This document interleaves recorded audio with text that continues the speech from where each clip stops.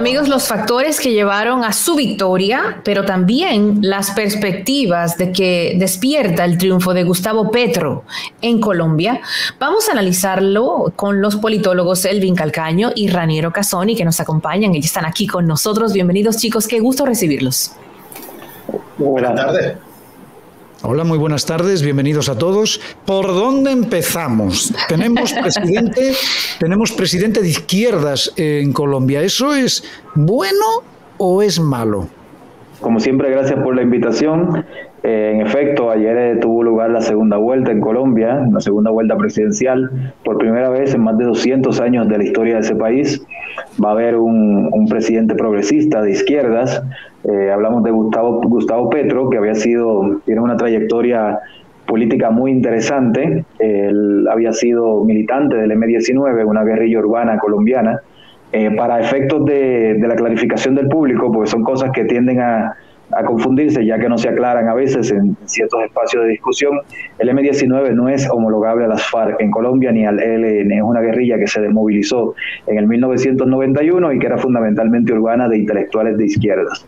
Y Gustavo Petro tenía allí unos roles mayormente en ámbitos de propaganda, que no participó en actos violentos, digamos. Entonces este personaje llegó a la presidencia ayer de Colombia, es su tercera vez que había intentado llegar a la presidencia. Hay un parteaguas en la historia de ese país, dado que es la primera vez, como decía, que hay un presidente progresista, es el mandato democrático del pueblo colombiano. Hay una serie de factores que estaremos analizando más adelante, pero yo creo que en primer lugar es una decisión democrática del pueblo colombiano, eso no hay que verlo en términos de si está bien o mal. En segundo lugar, ese significante que se ha instalado por ahí de que los gobiernos de izquierda son malos, eso es falso. En América Latina ha habido gobiernos de izquierda buenos y malos. La mayoría, según los estudios comparados que yo manejo en mi trabajo académico, dicen que son buenos, como Uruguay, como los gobiernos de Bolivia, Rafael Correa en Ecuador, etcétera, que fueron gobiernos que protagonizaron periodos de expansión económica y de transformaciones sociales en sus países. Y obviamente hay otras experiencias de izquierdas malas que ya todas las conocemos y que hablan de que en nuestra región, como en la gran parte del mundo, hay gobiernos de izquierda y de derecha buenos y malos, y el análisis tiene que centrarse desde un punto de vista contextualizado, y en este caso que estamos hablando de Colombia. Raniero. Bueno, sí, ganó Petro, era algo previsible, parte de lo que ha venido siendo la gran crisis de los gobiernos oficiales. Cada vez que se presenta una elección después de la pospandemia o durante la pandemia, van perdiendo su espacio político, no saben comunicar, y en efecto el gran derrotado en la primera vuelta ya era el gobierno de Iván Duque. Ahora llega Gustavo Petro, un candidato que vino haciendo, digamos, una agenda bastante altiva y activa a través de los medios de comunicación y a través de las protestas que ocurrieron hace 2 años en Colombia, hace 1 año en Colombia, pero que definitivamente nos deja como gran lección es que Colombia parece estar picada en dos, desde ya la elección de Iván Duque, cuando le ganó a Gustavo Petro en la elección pasada, y ahora Petro, que está ganando, y en la que 7 de cada 10 electores no votó a Gustavo Petro. Entonces, digamos, un presidente, y eso está pasando no solo en el caso colombiano, sino ya en una línea general, y por la cual pienso que la democracia está en peligro porque hay menos electores participando y decidiendo. O sea, menos del 29%, el 30% de los electores colombianos fueron que votaron a Gustavo Petro, el resto del país no. Hay una abstención que ha sido histórica también en Colombia, pero que hay que ver con mucho cuidado también cuál va a ser el desenvolvimiento. Gustavo Petro gana además en un contexto en el que los senadores, la mayoría, no lo tiene garantizado ningún partido, ninguna coalición, ni siquiera los representantes, menos tiene ahora el Tribunal Constitucional, que tiene un poder importantísimo en Colombia, de los cuales son 9 miembros, y Gustavo Petro solo podrá elegir 2, que es diferente a los Estados Unidos, que el presidente tiene mayor incidencia. También tenemos que la Contraloría, la Fiscalía y la Defensoría del Pueblo no son instituciones que van a estar de la mano de esta corriente política, y que será muy interesante que no se replica quizás ese mandato cuando estuvo en la alcaldía de Bogotá, que hubo muchas disputas internas con los organismos de control y que generaron ciertos conflictos sociales y políticos en la ciudad de Bogotá. De mi parte, una pregunta para Elvin. Te soy franca. Para mí los extremos, cualquiera que sea, no no comulgo con ellos. Mi miedo con la izquierda es que en muchos casos, por supuesto, nunca generalizando, destruyen el aparato productivo del país, haciendo que las economías, se destruyan, sea un caos. Ojo, no estoy generalizando, reitero, en algunos casos. Pero de la derecha no me gusta la manera quizás poco sensible de esa distribución de riquezas que es indudable que sabe generar y muy bien, otra vez la generalidad de la derecha. ¿Qué podemos esperar en Colombia? ¿O es todavía muy temprano para hacer algún pronóstico? Bueno, Miralba, interesante tu planteamiento. Yo tengo mis diferencias con esos planteamientos de que cada vez que gana un gobierno de izquierda hay miedo, dado que eso forma parte de un significante que se ha construido mediáticamente a partir de la tragedia venezolana, que la han utilizado. No, viene desde la de Cuba, viene desde la de China. China es un país económicamente China, capitalizado, pero China, sí. El costo de los derechos humanos, de esa riqueza de China. Sí, puedo terminar, ¿no? Perfecto. Sí, claro. Sí, el dispositivo Venezuela se ha utilizado en América Latina luego de la tragedia de ese país como un mecanismo de meter miedo, que ciertas élites vinculadas a ciertos aparatos mediáticos, que los medios no son neutrales, se han convertido en actores políticos en Latinoamérica, y detrás de esos medios hay que ver quiénes son sus dueños, mayormente el capital financiero. No quieren que nada cambie. Cada vez que hay un candidato, una alternativa de izquierda progresista que propone cambiar algo, eso es Venezuela, eso es Cuba, etcétera, etcétera. Pero estamos de acuerdo que Venezuela y Cuba no son países económicamente competentes. O sea, eso no es una opinión, es un hecho. Pero es que yo no estoy defendiendo a Venezuela y Cuba. Yo lo que estoy diciendo es que se utiliza Venezuela, una tragedia que ha sucedido en ese país, como un mecanismo de meter miedo y de mezclar todo con todo. En América Latina hay izquierdas, no hay una izquierda, hay distintas manifestaciones de izquierda.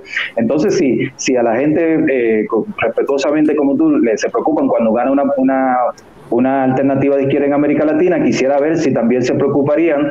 No, es que a mí Bolsonaro no me gusta, espera. Yo fui muy clara en mi planteamiento. Sí, pero si quiero desarrollar el argumento, lo que estoy diciendo es que en América Latina, primero, eso de que la izquierda meta miedo se ha utilizado como un dispositivo para efectivamente hacer guerra política en el contexto de nuestras sociedades. Y las cosas en política hay que verlas desde un punto de vista contextualizado. Venezuela hasta el 2013 no tenía los datos económicos que tiene ahora, y de Venezuela yo he sido crítico, y nuestro compañero que está aquí al lado es venezolano. Cuba, eso lo podemos matizar, un conjunto de cosas que han pasado allí. Sin embargo, mis críticas han sido claras. Esos países no son ejemplos de democracia, no son ejemplos del tipo de progresismo que yo creo que en un contexto democrático se podría seguir, pero hay que contextualizar las cosas bien. Y por otro lado, a donde voy con mi idea, Gustavo Petro, ¿cuáles son los planteamientos que ha hecho Gustavo Petro? Son planteamientos anclados en una perspectiva republicana, socialdemócrata, desde lo que él ha dicho manifiestamente de que en Colombia, en las condiciones que hay actuales, no se puede ir en contra del capitalismo, el cual a él no le gusta.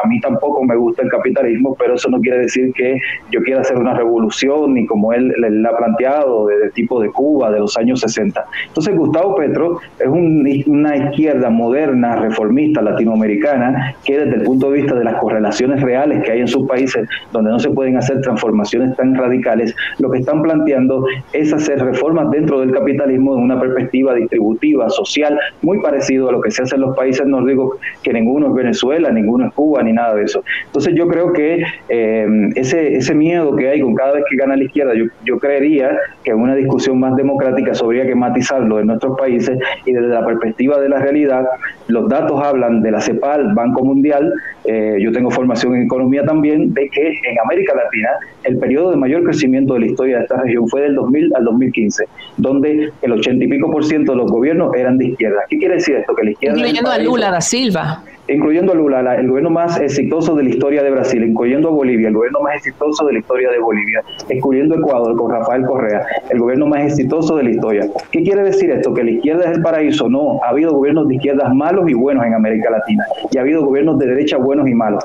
Pero ese discurso, que es el que yo creo que hay que combatir democráticamente, de que no se puede hablar de izquierda porque eso es Venezuela y Cuba, eso es falso, los datos no lo acompañan, y hay que hablar más democráticamente, matizadamente, en términos de gobiernos de izquierda y derecha que ha habido en América Latina, buenos y malos. Entonces contextualicemos y maticemos, es lo que yo creo que democráticamente y como sociedades avanzadas debemos hacer en América Latina.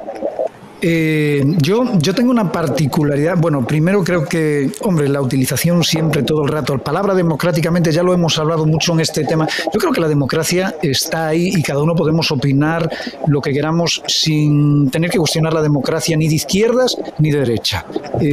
Eso por dejar de un lado.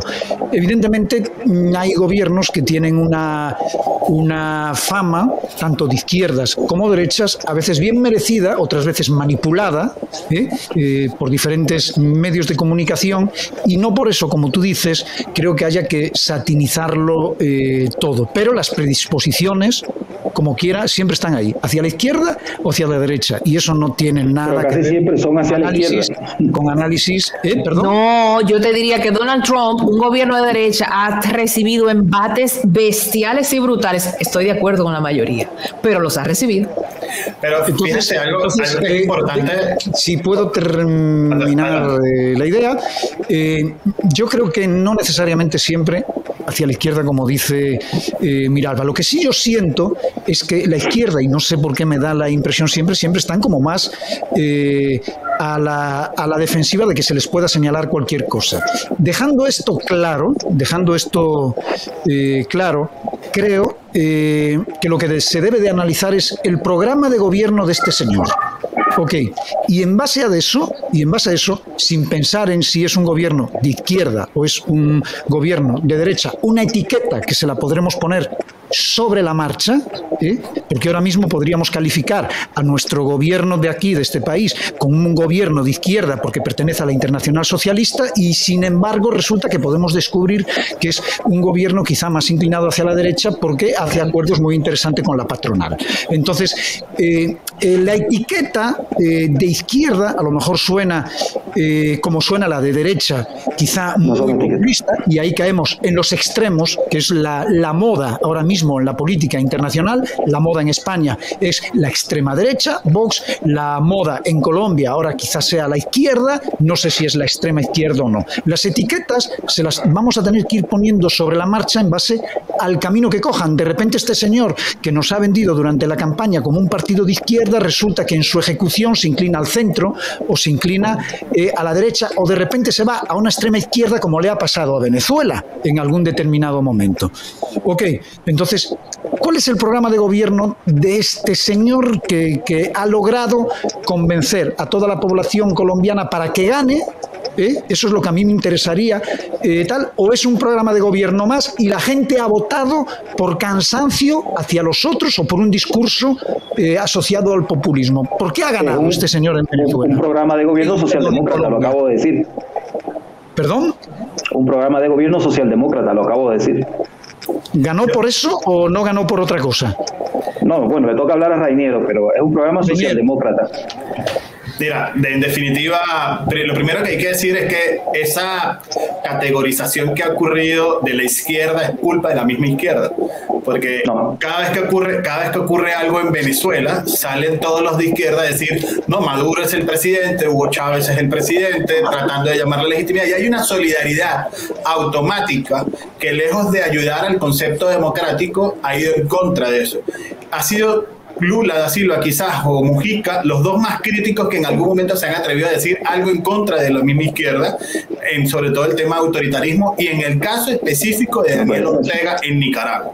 Entonces, digamos, cuando hablamos de esa categorización también hay que ver la conducta de cómo la izquierda se ha comportado, que es mucho más solidaria entre ellas que la derecha, por decir de algún modo. Yo nunca vi, por ejemplo, Uribe hablando de Piñera en su momento, o nunca vi entre ellas, digamos, en esa solidaridad automática. Eso no existe en la derecha. Y en la izquierda hay como un sentido de unidad sin mirar hacia adentro de qué es lo que ocurre.